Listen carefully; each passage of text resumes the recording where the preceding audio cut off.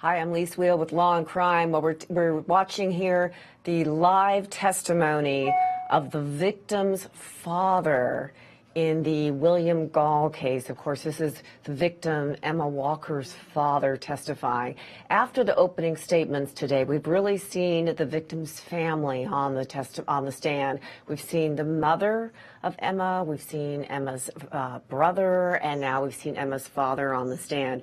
And what's amazing to me is in all of these three cases, the defense has actually cross-examined all of the family members. And oftentimes in a case like this, there's a little bit of a break here in the testimony. The family members of victims are not cross-examined.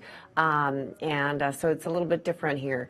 This is the first day of actual testimony in this case that we've been highly anticipating here at Law and Crime. It's a very, very interesting case of these high school students. They were boyfriend and girlfriend, on and off again. They had broken up. There's going to be testimony about them having broken up in this case. And then the alleged boyfriend, the defendant coming back, the alleged killer coming back. And the issue here is really all about premeditation, because in the opening, this was a real kind of a bombshell here today. In the opening statement, in the defense opening statement, they admitted that he is pleading guilty to a lesser charge, not the premeditated charge of murder, but the lesser charge of actually firing into the house. Not an intent charge, not a murder charge, not an intent charge, but the lesser charge. To bring with me here to discuss all of this today, I'm very happy to have Bobby Chacon. He is an attorney, first and foremost, or maybe not first and foremost, but certainly in there. He can't escape it. But also a 27-year veteran of the FBI, retired now as of 2014. Forensic investigative, lots of different things. In fact, when I looked you up, Bobby, for anticipating your appearance here today, you have no less than, I think, about 60, not 16, 60 areas of expertise with the FBI. And I'm so very happy to have you here. I think you're Skyping in from Los Angeles, and you're going to actually be in Nashville later this week for CrimeCon. So I'm happy to have you here with me to discuss this case. And since openings were today, give me a little bit of your thought about your opening statements, your opening thoughts on opening statements, and really about the trial itself so far. Sure. Well, I think that, during the opening statements, you saw the defense kind of lay out a possible roadmap of what their defense is going to be, that he fired the weapon into the house to scare her and not to kill her. And I think that may be why you just saw some of the cross-examination that you did of, at least of the father, where he's talking about the layout of the house, because the defense, if they're going to propose that defense, they're going to try to lay out that the shooter, the defendant, did not know the layout of the house, or he didn't know, the outside wall of where he was pointing. Because the first thing as an investigator I'm thinking of is, I'm going to prosecute this kid. I'm going to say that he was in that bedroom. He knew where her bed was. So from the outside of the house, he would have been oriented enough to know where her bed was. So he fired that gun knowing where her bed was, where she'd be sleeping. I think it was 1:30 in the morning. So he took a shot and he put it right where he needed to put it. Now, was it a lucky shot? Of course, whenever you shoot and can't see your target and you actually hit your target, it's somewhat a lucky shot. But he knew he wanted to shoot near the bed or at the bed where he knew that bed was. So, the prosecution is going to try to establish that he's been in her bedroom before. He knew the layout of the room. He knew the outside of the house, where on that wall, because any bedroom is going to have 15 or 20 feet of exterior wall space on the house. If he wanted to scare her, he could have shot another part of that wall. And that's going to be probably the prosecution's counter to the fact that he just shot in there to scare her. If he wanted to scare her, he could have shot into window or something that's up higher than a bed usually is. And so I think that's why you saw, when we don't normally see some cross-examination, some of the questions they asked the father were about the layout of the house. And I think that's going to go to the argument of when he fired into the house, he knew exactly where to put that bullet because he had been inside that bedroom previously. Exactly, absolutely. And also the cross-examination went on to establish that they had a back and forth, on and off tumultuous relationship. I think that's absolutely very important for the defense to establish, because one of the things that I think the defense is trying to set up right now, and it takes some work for the defense to do this, and the defense kind of intimated this in their opening, was that the defendant wants to establish that Emma, in their on and off relationship, was sort of, you know, I hate you, I need you, I hate you, I need you, I hate you, I need you. So in his sort of twisted way, if the defendant could kind of set up a scary thing, she's scared, then maybe, I mean, this sounds so twisted, but, you know, in the defendant's mind, then maybe she'll call me, she'll need me. He'll set up that kind of thing where she's scared, she'll call me, she needs me, because that had happened before. There are texts, apparently, that will support that theory. Now, look, when you've got a defendant and you've got a case where you've got such strong physical evidence as we think they have, they being the prosecution, have in this case, and again, we're at the very beginning of this, so we don't really know what they have, but as it been reported, you're working, you know, you don't have necessarily to have that much to work with, but they've got to set something up like this. So setting something up with it's an on and off relationship is important for the defense, right? Sure, and I think, you know, you're right. I think the defense has an uphill battle here. They admit that he had the gun. They admit he fired the shot that killed her. So you're really up against a mountain of you know, presumption to begin with that normally isn't there when you can maybe contest the fact whether he fired the shot. And now the prosecution is already, you know, down the field a ways, and so the defense has to come up with something, and they're going to come up with, when he fired the shot, you know, he didn't mean to shoot her, he didn't mean to kill her. But, you know, the legal theory of felony murder is that when you engage in behavior that can be reasonably foreseen to possibly cause the death of another person, and then you engage in that behavior and it does cause the death of another person, you know, that's felony murder, even if there was no original intent. The hypothetical I remember from law school, right.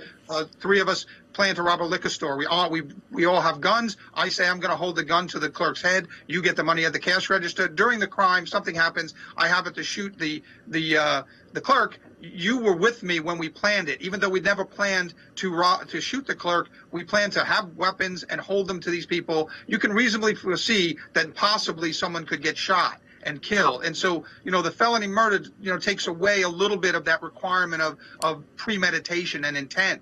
So I think that that's going to be another thing the prosecution relies on in this case. Right, exactly. Bobby, I just want everybody to know, all our viewers to know, that we haven't abandoned the witness stand, and we had some, great testimony that we're not watching. Everybody has gone on a break, so nothing's happening in the courtroom right now. So we get to talk while they're on break right now. So don't worry, everybody. You're not missing any testimony in listening to Bobby and I analyze what's happened on this morning. What do you think about the defense really giving up the case, really, or a big chunk of the case in their opening statement like that? I mean, they didn't really fight for anything in the sense that they did just give up, hey, he was the shooter, now we're going to argue about intent, and build our whole case around, on and off relationship. He didn't intend to kill her. There was no premeditation. What do you think about them doing that in opening statement?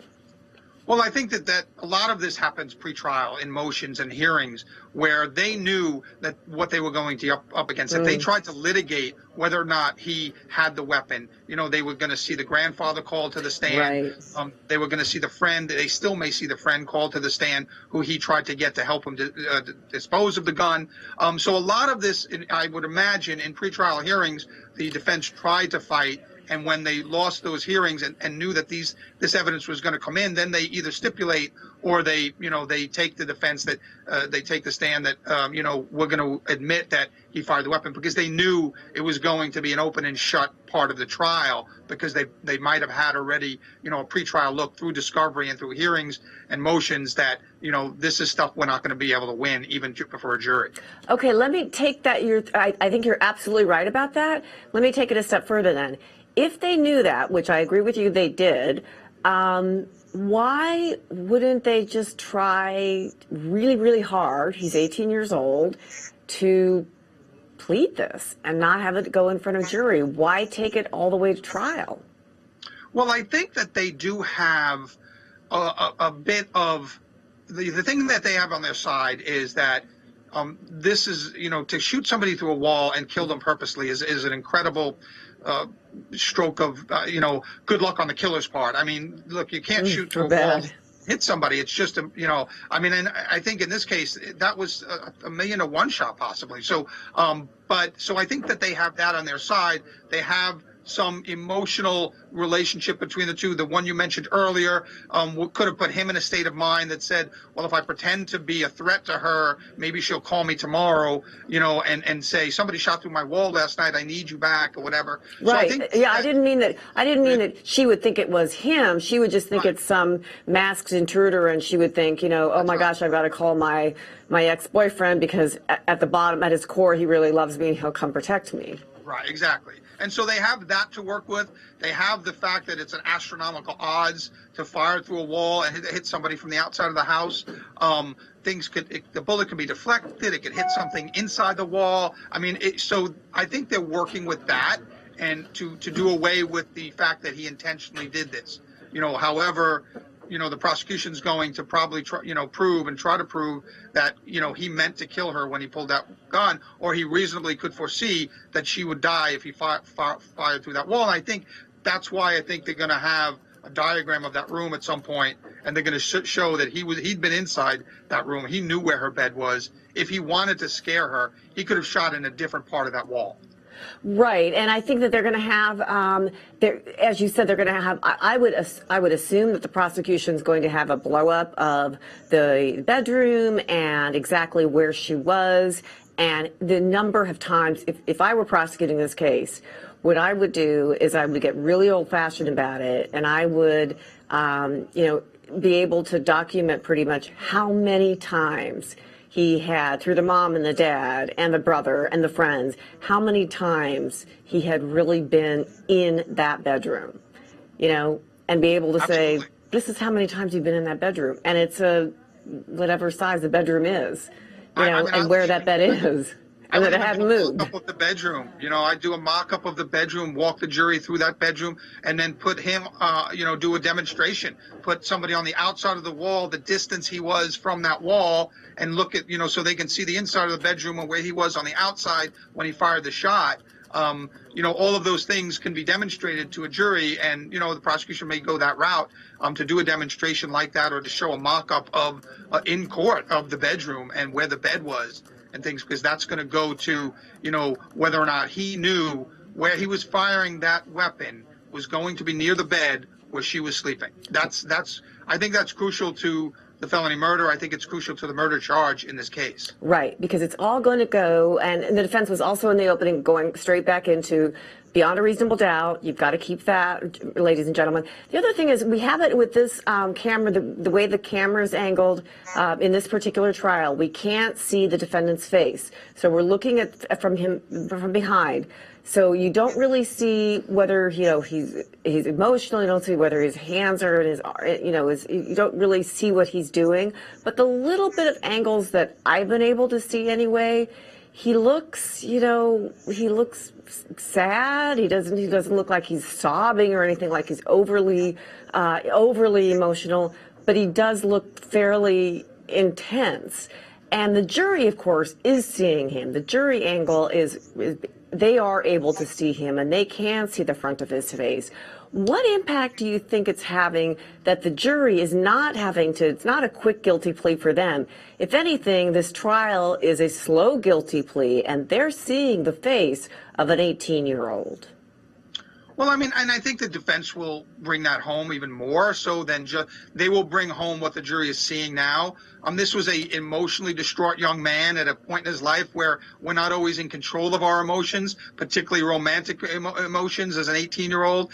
So I think that they will play that up, and he looks like he's playing the sullen, heartbroken teenager, and there may be some truth to that. This was an emotional crime. This wasn't a calculated, cold crime. I mean, you could call it cold that he fired through that, but he was, he was in an emotional state that caused him to do that. The text, I think the defense will go to the text history between the two of them, the on again, off again nature of their relationship and things like that. So, that's what the defense. The prosecution, on the other hand, will counter that with saying he was stalking her. The violence and the rhetoric kind of increased over time, leading up to the violence that was carried out that night. So I think it'll go both ways, but I think that his demeanor in the courtroom, and I always assume that defendants are well coached by their defense attorneys on how to conduct themselves in the courtroom. I'm always surprised when defendants do things, behave in a courtroom that's counter to their own interests, because I know most good defense attorneys, friends of mine, very well brief their clients on the best way to conduct themselves in the courtroom for their own best interests. And so if the defense is working in that kind of defense later on, the emotional distraughtness, I think that they want him to look very sullen, very heartbroken, maybe show a little emotion here and there, and quite frankly, those emotions may be genuine. This was not a cold, calculated crime. This was, in effect, a crime of emotion. Right, a crime of passion, if you would, Right. except a little bit different, because the prosecution cannot play it that way, obviously, because they're playing it as a premeditated murder, that this was thought out.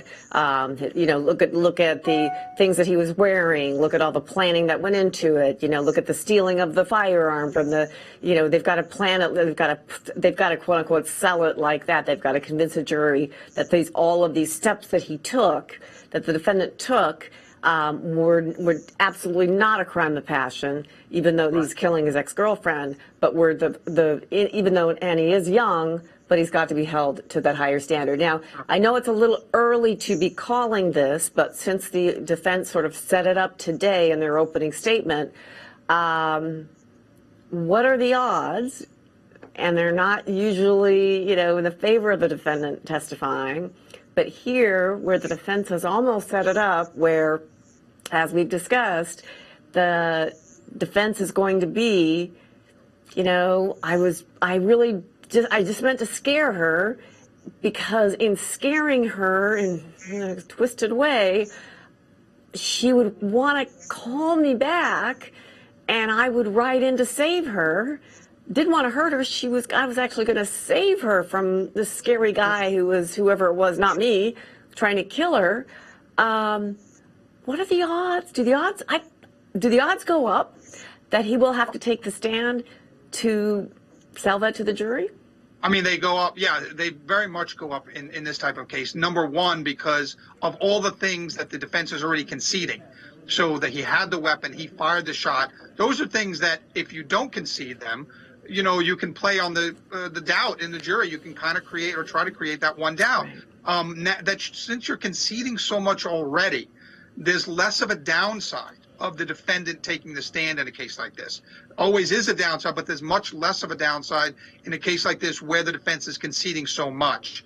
That additionally, because the defense and in fact the prosecution theory is one of what was in this kid's state of mind, what was inside of his mind, which we all know can't be proven or disproven either way to 100%. So, right.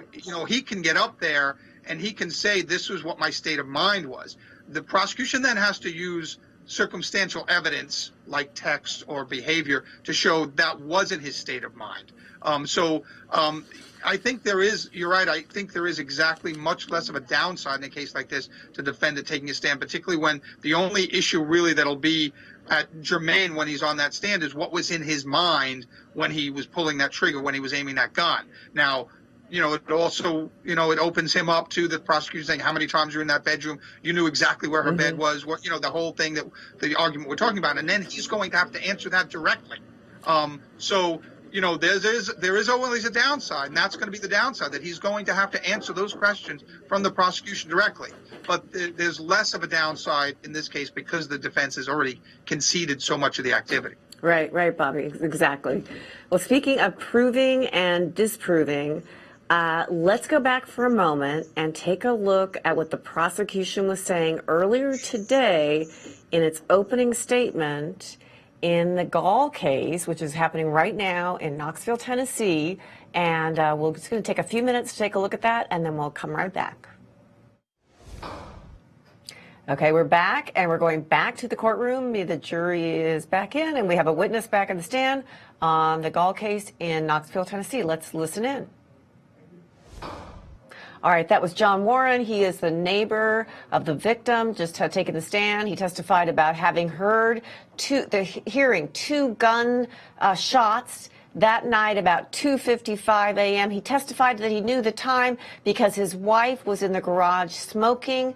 He looked up, he testified that he actually heard the gunfire. He did not call 911. To my estimation, Bobby Chacon, he's sitting right there with us here from Skype in LA there. He's our forensic FBI expert. In my estimation, Bobby, he looked a little sheepish when he said that he hadn't called 911, even though he just had testified that he heard, and he could actually testify that he for sure that they had heard gunfire, but that he didn't know exactly what had happened. We look like now we have another witness who's about to take the stand. She's going to be sworn in. So let's go back to the courtroom and listen to who she is and what she's going to testify to. We're going to keep live streaming, and you could keep watching. This is now the neighbor and the wife now talking about hearing the two gunshots. She heard kind of a pop, she testified to. She thought the first pop might have been the hot water heater. These are the gunshots she heard that night. Bobby Chacon, I just want to bring you back on. You're the FBI expert, 27 years in. We were talking earlier in the afternoon break they had about how this whole trial is really kind of changed today when the defense, in their opening statement, gave up pretty much the fact that he was there, the defendant was there, and fired the shot. What they said is that, what they're saying, and they're kind of coming up with this theory that he fired the shot, but there was no intent to kill. He just fired the shot into the house. So what I'm wondering about now, when they've had since the afternoon break, they've had now the wife of the neighbor, the couple basically next door, testifying about hearing the gunshots, right? It's gone on now for quite a while, 45 minutes, and they're going to have more testimony about this, and you can watch the live stream if you want, but it's gone on now about hearing the firearm and hearing the gunshot. Well, okay, great. We know he fired, right? We now know that he's saying that he fired the gunshots. It's all about his intent.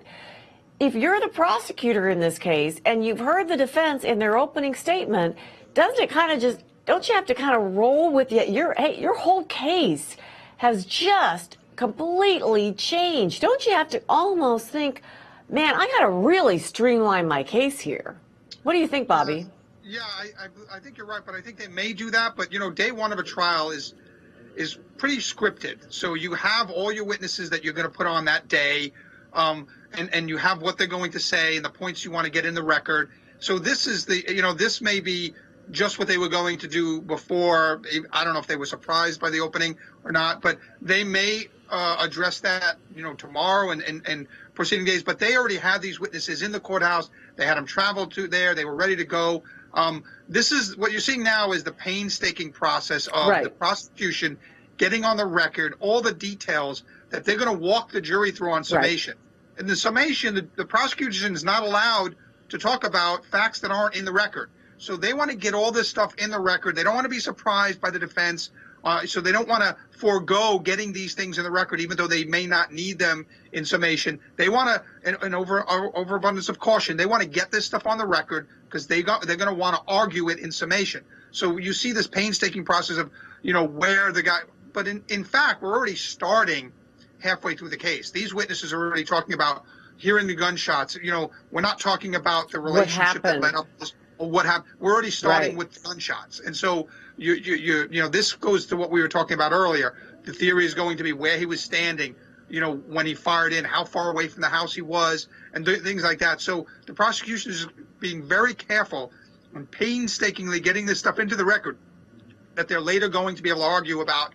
He knew where he was standing. He knew what he was doing. He knew when he fired into that wall. he was intending to hit her or hoping he would hit her, and in fact he did hit her. So I Right. think this is just one of those parts of a trial where, you know, the prosecution just wants to make sure they get everything in the record they're going to need later on. Right, because you don't want to sit down if you're the prosecution and say, we rest, and that's it. I mean, you can't just jump up then and say, oh, wait a second, you know, wait, time out. I meant to say this, or I meant to put this in. It's over. If you haven't, you know, put something in. You know, I remember, you know, famously a bank robbery case in a federal system where, you know, the government closed and they'd forgotten to put the FDIC insurance in. I mean, it's such a simple little thing, just saying that the bank is FDIC insured. Well, they closed and they hadn't put that element in. Boom, you're stuck. All right, let's go back to, now I think we're in cross-examination of this witness. Let's see what the defense does in cross-examination of the neighbor witness. Okay, they're in the middle now of switching witnesses. So, Bobby, exactly what you said. They're really trying to very methodically go through and build this case and put together, put circumstantial evidence in, brick by brick, and show right now they're showing this is what happened that night at 2:55. They hear the wife is in the garage. She's smoking her cigarettes, as she kind of sheepishly admitted was her MO at that point in time. And she would have her cigarettes there, and she first heard these pops, as she described them. She thought they were the hot water heater. Her husband hears them inside the house. He knows he definitely thinks that they are gunshots, but he doesn't call 911. So they're both awake at that time in the morning, and they are there to recall and recount on the witness stand now that those were gunshots that they heard. So they are testimony right next door, neighbors that night or early in the morning hours of the victims, neighbor saying they were there, those were gunshots, and they heard pop, two gunshots. Now we have another person, same witness, John Warren, taking the stand. Now, this is the witness we just had on the stand before his wife took the stand a moment ago. So they're recalling now the neighbor witness, the witness who we just heard only 45 minutes ago saying that he heard those gunshots and then did not call 911. Interesting. Let's see what he has to say. Sorry.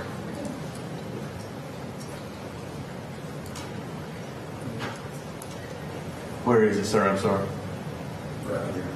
Okay, so your bedroom is side opposite of the house, side opposite of where the Walker residence is. Yes. Okay. And just for orientation, the Walker residence is here. Correct. All right, that's all I have. Thank you. Any questions? No, Your Honor. You step down and review the codes.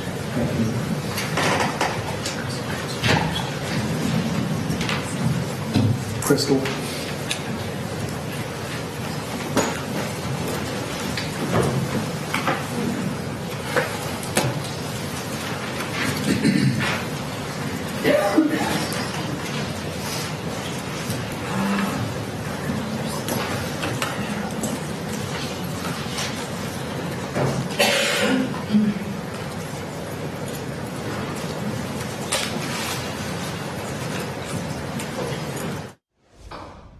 Okay, it looks out that the reason they had him on the stand was just to show where his house was in relation to the victim's house. So that was all cleared up. That's where his house was or is. And so he's back off the stand. Now we're waiting for the next witness to take the stand. So, Bobby, what did you think about those two witnesses? What did you think, too, about, was it important that they established that it was a pop, that it was two gunshots that were fired?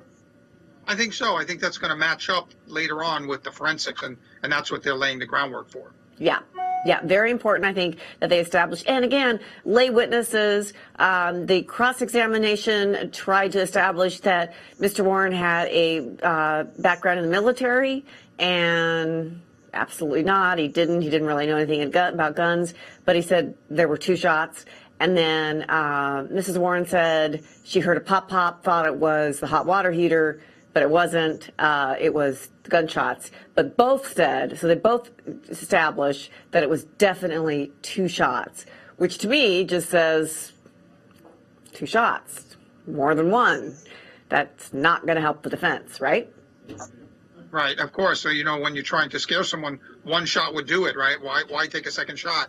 And it's going to look at you. They're going to look at where those shots were. If they're in the same general vicinity, he was clearly, they would argue that he was clearly trying to hit her if both shots were in the same general area. But this is part of a trial that, trials are very methodical and sometimes tedious. But this is the stuff that the prosecution has to get in the record, because you don't want any surprises by the defense. They could change their strategy, in the middle of the trial, and you need to be focused. The prosecutor needs to be focused on its case, getting its case out, and not be distracted by what it thinks may be the defense's case. So they've got to make sure that they stay on their script. They get everything in the record that they need to get into the record, so that on summation they can walk the jury through this narrative that they want the jury to hear. That's a very important point that you make, that the prosecution always has to stay on their theory of the case. You have to know from the moment you start thinking about your case as a prosecutor, what is your theory of the case? How are you going to prove your case to the jury? That's all you have to be thinking about,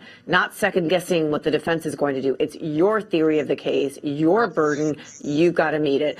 To that end, we have now Detective Crystal Gibson, I believe, on the stand. Let's go now and hear what the detective has to say right now, live on Law and Crime.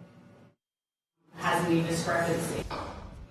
Okay, we just had a detective on the stand, and she was the one to testify about some of the surveillance video that was there. The surveillance caught a picture of a guy walking in black clothing.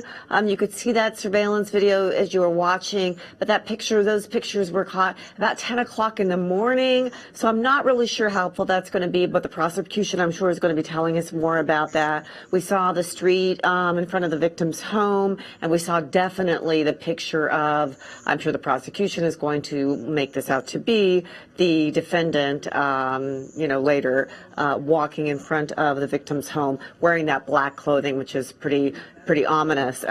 So she testified about that. That was Detective Crystal Gibson, who we had there on the stand. Anything else that I might be missing? Our forensic FBI expert, Bobby Chacon. Anything else I might be missing from that detective there that we just had on the stand? No, but I mean, sometimes we don't know the relevance of a particular witness's testimony until other witnesses testify later on. So if, for example, if they can use someone else to determine that was him in the video, he's wearing dark clothing, could mean that he was trying to avoid detection, even though it's daylight now. Maybe he was in those clothes for a few hours before daylight came up and he was in dark clothing.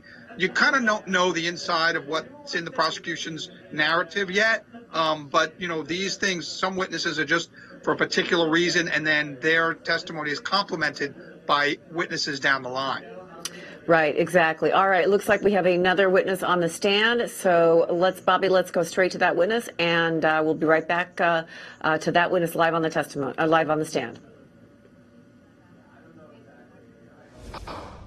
Okay, so we have another witness on the stand, another neighbor witness on the stand, who's talking about what she saw and the surroundings of the neighborhood. Bobby Chacon, what do you think so far about how the prosecution is doing as a whole today? In the first day, we've had it's been a big day for them. Obviously, we've had their opening statements, which is really when they set the roadmap for the entire presentation in front of the jury, and they've had the family members of the victim, the mother testifying, the father testifying, the brother testifying, law enforcement testifying, and now neighbors. What do you make of their first day? I think it's good. I think that, after the opening statement, you really want to emotionally hook the jury. And so that's, I think, why they put the mother and the father, to get the jury on the edge of their seats and emotionally involved before you put on a series of what can be, maybe described as somewhat drier witnesses, where you're just getting into, the types of houses in that neighborhood and where a house is compared to another. That stuff that tends to, be a little more dry, less emotional, less interesting sometimes. But so you want to start the jury off with them getting invested in this case. So they hear your story on opening statements, and then you start giving them the evidence. And so they got interested. Now they see the mom, they see the dad of the victim. So now they're hooked. Now they're interested in hearing the rest of the case. If you start off with these witnesses, from witness one as these dry witnesses that are just adding little pieces of the puzzle, the jury could go right to sleep on you. So you really want to get them involved and interested, emotionally invested. I think that's what the prosecution did. Now it's just laying the groundwork for some things to come later on in the trial, which you absolutely have to do. And it tends to be a little tedious at times, but it's necessary. But I think day one, they struck that balance. They got the jury interested. They got them emotionally invested. And now they're going through the methodical, painstaking time of putting all this stuff into the record. All the while knowing that they, being the prosecution, knowing that what they've got to mount is really an intent case, getting inside the defendant's head, that he intended with full knowledge, intent, premeditation to murder his ex-girlfriend that night. That's with right. those two pop-pops. And I think to get that, you're going to see a lot of testimony later on about those text messages back and forth. You may see friends of his and friends of hers, because you can't get inside his mind. That's obviously physically impossible. But you can infer his intent from his, number one, his actions, and number two, his statements to other people. So they will hopefully lay out some of the friends, and maybe he had conversations, maybe he made comments. They will also look at his social media and get that into the record. I think there's vast amounts of that in this case. Yep. So I think they're going to try to establish his intent through his words and deeds in the past. And I think that those words are going to come from friends, from family, from social media, and from texts. And when you talk about social media and text, the defense is going to, it sounds like from their opening statement, use that as well in mounting their defense. They're going to use some of the victim's own social media and her text to bolster their defense that really, he was trying to build up this thing of, I'm going to rescue you. And this has happened in the past where she had called out, I hate you, I love you, I hate you, I love you, and use her social media. Of course, she can't speak for herself to bolster that defense. What do you think about that? How have they done today, the defense? Well, I don't think they've started laying out that too much. The defense case really comes when the prosecution rests, when they can really start to put things in the record that they want to use on their summation. So I think that they've laid out their case in their opening statements, and now they pretty much play defense until it's their turn to get up and put their own witnesses on the stand. I think that's when we'll see them promote that theory. That theory has its own problems because it only comes from him. It really can't be verified unless he actually said that to somebody else prior to committing the crime, unless he said that that's what he was going to do, and they present evidence or witnesses to that effect. But oftentimes in defense theories, I've seen that it's strictly something they've come up with after the fact. It only comes from the defendant. There's no other proof that that's what was in his mind other than he said that, unless he has a history of writing it down somewhere before the crime or telling someone else before the crime. Then you might have more credibility to a theory like that. But if it's just he created this in his mind and it's not memorialized anywhere, well, the prosecution can really hammer away at that this theory is just made out of thin air. Right. The only thing that I've seen that they have as far as that goes is again these emails from her, these texts from her, where there are a couple apparently from her where she said, I hate you, but I need you. And right. If they can use those to bolster, some crazy theory of his, I'm crazy. I'm saying it that crazy, attaching that to it, that they could say, it's as crazy as it sounds, but it could lend some credibility to them, saying they could get, an expert on the stand saying from his point of view, this is what he believed that could get her back, that kind of thing. Absolutely. That could lend that to her. Remember, it's the prosecution's burden to prove beyond a reasonable doubt that he intended to do it. So really, it's up to the prosecution. The burden is entirely on the prosecution to prove that beyond a reasonable doubt. So, the defense theory of mitigating that, comes into play a little bit, but the prosecution is now focused on getting all the evidence in the record that they need to prove beyond a reasonable doubt that when he fired those shots into that wall, into that building, into that house, that he intended to kill her. Right. And I think they have a script for that.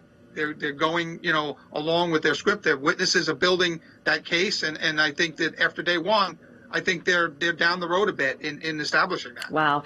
It's been an exciting first day. And Bobby, I really appreciate your spending a part of it with us. To Bobby Chacon, an amazing FBI expert, been with the FBI for 27 years, did you say, before you retired in 2014?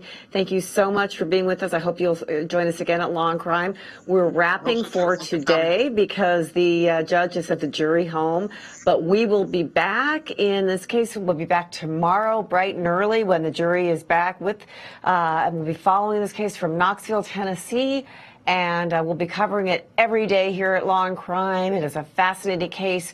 The defense really kind of threw a curveball to the prosecution when they admitted that he had actually, the defendant actually had shot into the house that night, but did not, they say, intend to kill Emma Walker. Stay tuned. We'll be back tomorrow.